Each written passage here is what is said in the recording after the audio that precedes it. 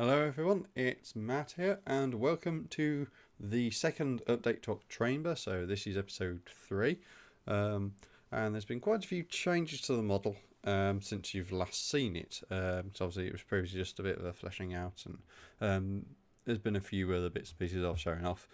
So now I'm actually going to show off what it looks like now. So here it is. This is the old version. This isn't the current version, this is the old version. So you've got the mechanism here. This mechanism was the original one I was going for. It's a very compact design. You can sort of see there's very little in terms of drive. The motor drives a worm gear, which drives a central gear wheel on a axle, and then that is actually driving both wheels, which are the second and third axles. And I know this is a working mechanism because I have with me a copy of it. This is an actual brick-built copy, and I'll just change back to the original camera view. I'll change that to 1080 so you can see it's in full. So here it is. Obviously this isn't the same shape and size as the original, but it's got everything else. The only difference between the one on the screen in LDD and this one is that there's some washers. There's a packet to keep the gear from moving, but other than that it's pretty much a straight copy. There's no other changes, and I've actually fitted a little Technic brick with a 1x3 tile. So I'll turn the battery on, and it's that way. That's at full power. That's how slow it moves. So that's at full power, and that is how slow it will actually rotate round. And this is actually a fairly good mechanism because I can put quite a little stress on this, and it just continues to turn. It actually kind of hurts my fingers as well, so I'll actually turn that off.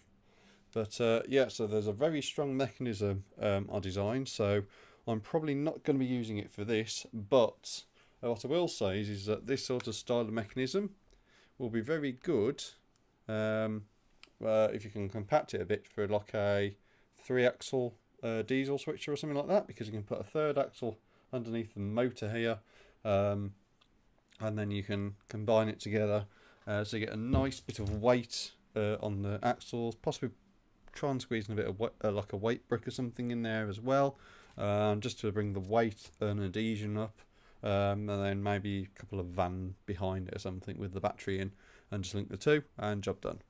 So, or maybe even a brake van to have a double brake van train or something like that, and just mixes it up a bit. But it's obviously a very good mechanism. But the issue is that it's all very visible. I'll go back to here, and obviously it's all very visible. So I'll change the camera back again. On a second, to there. Okay, so the problem with that mechanism, and I'll just move the camera. No, that's widescreen. That's why it's not working. On a second.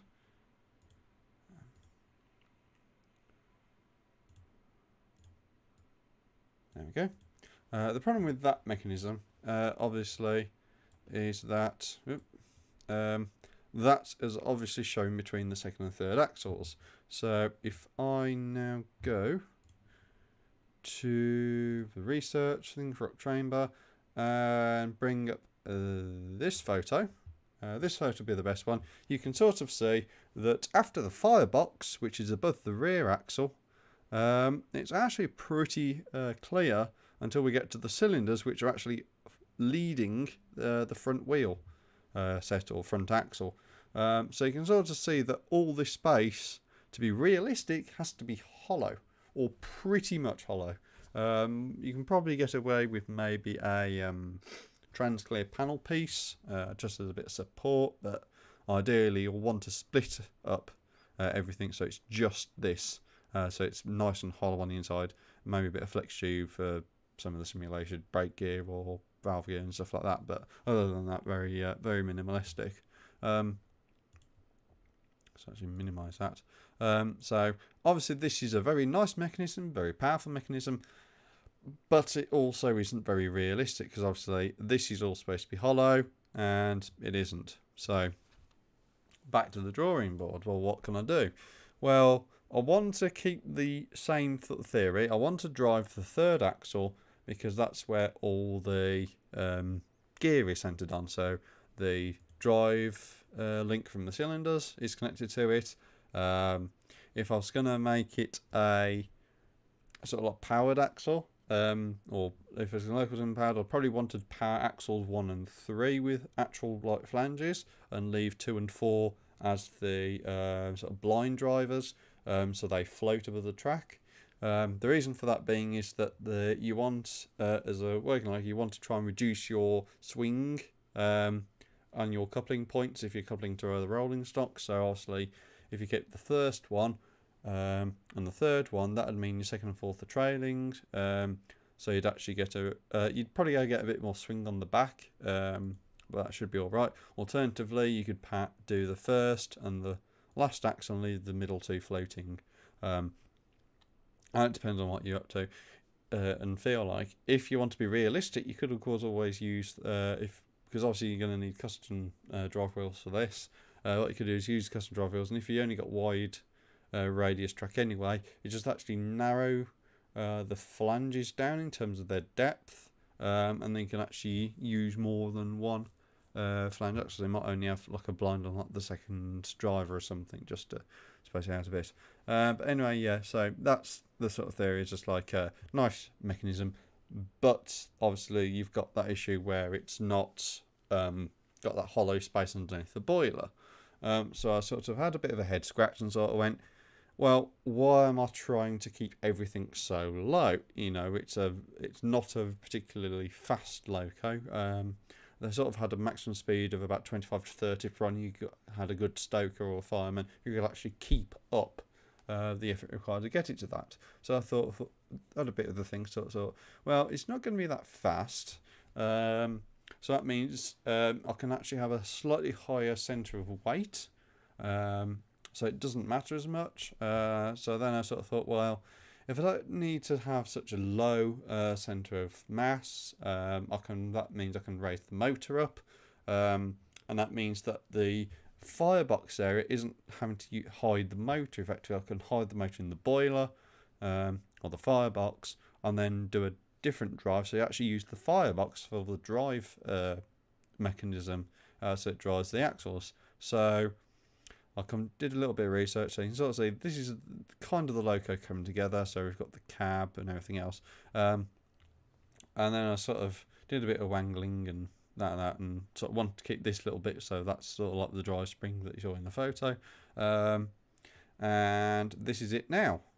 So it's quite a lot different, but it still maintains pretty much everything I want, and it will actually have a clear route underneath the boiler.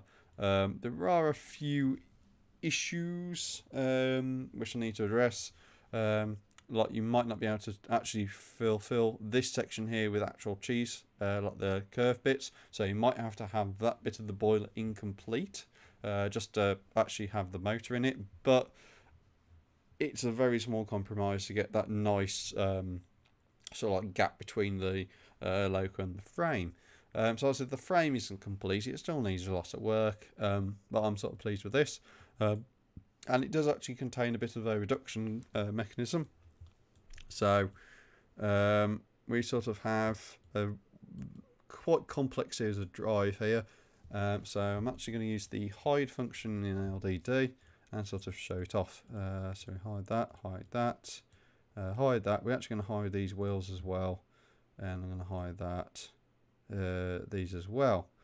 So we have our motor here, which drives this little gear wheel, which then drives one which is an 8-tooth gear wheel, which drives this 16-tooth gear wheel, and then you have the standard sort of 12-tooth one there. You then have an idler axle here with just that gear on, and that's actually just transfer axle between this one and the main drive one.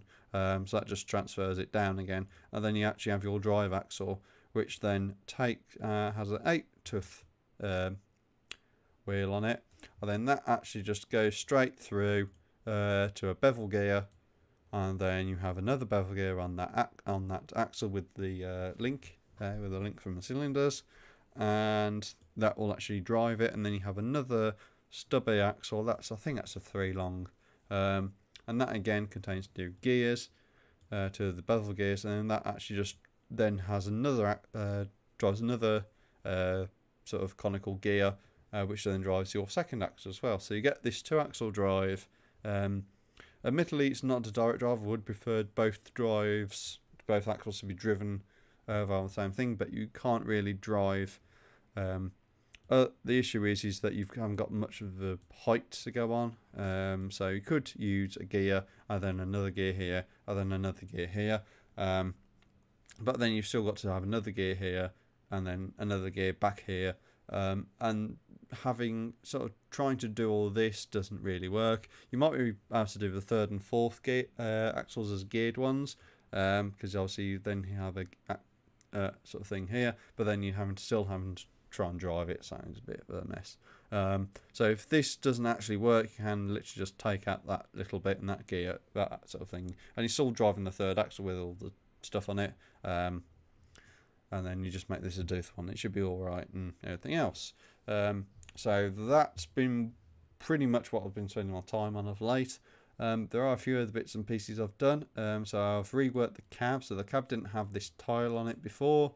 So that just actually packs it out a little bit more. So it actually helps line it up with the cab roof now. So it's a bit more realistic. There's a bit of a gap here, which I'm not too pleased about, but I'm not too bothered. I've reworked the sort of like firebox area, so it's a bit more flush. There should be some flex tubey sort of stuff here, I think. Depends on how good I can get for real life photos, but to be honest, I'm fairly okay with just leaving it blank for the moment, and then just hammering out just the main body shape, and then possibly coming back later to sort of polish it up in the last week of October to spruce it up a bit. I've done the cab, so we've got these nice angled plates here to have a bit of a full plate, so you can actually see them from the edge, but it still will allow the logo to pivot quite nicely. I just made these sort of dark blues go for a bit of a transition, and then obviously we have the front of the motor here, and I've just packed these up on this now just to get a semblance of height, so it's actually sort of like 2 bricks and a plate higher than the sort of like frame, because I want to keep this sort of thing where it's actually a layer of plates above the Technic bricks, just to keep it as a reasonable height, to keep in line with the real thing, and it also adds a bit of strength as well, so I can actually use the L plates on these bits to keep these transition axles and that sort of stuff, and then some actual plates underneath to anchor it in, all in, and that sort of stuff. So so that's it as far as I'm aware of changes, so I'll just undo all that. So yeah, that's it for the update. So there's not a lot of progress realistically in terms of actually getting the model done. But I have sorted out the mechanism now, so that should be a working one. It's all there should be enough clearance and everything else. So as far as I'm concerned, I'm happy with that. So the next real thing really is just building the model. So I've already got the start of the foot plate here, or not the running plate, don't know what you'd call it. So that is actually just below the window. So there should be a door here. Obviously, being such a sort of bulky loco, and the way Lego works, it's not really possible to do the door. I can do a simulation of the door and that sort of stuff, but as far as I'm concerned, this is reasonably good and reasonably accurate, and there's panel pieces there to simulate the windows anyway, so as far as I'm concerned, it's fine. I'm trying to go for rough accuracy rather than complete accuracy, because obviously complete accuracy, I'd be building this in a lot. To be honest, if I was going to build it in Lego, I'd be building it in a much larger scale than the standard Lego train sort of axle width. So I'd probably be building this possibly even an 8 wide sort of track gauge, just because you can then use the elements a lot better to actually create that sort of shape for the boiler, and you can fit motors in a lot easier and that sort of stuff. But in terms of this sort of scale, I think this will do for now. And obviously it's then from here on, it's just building the rest of the model out. So I'll be saving my current work as a different version. This is just model, so I'll probably be calling this model test. And then creating a copy of this, deleting the original mechanism. So keeping that separate, and then I can just work on this. The only other thing I should point out here are these sort of like trial designs for the end of the tender.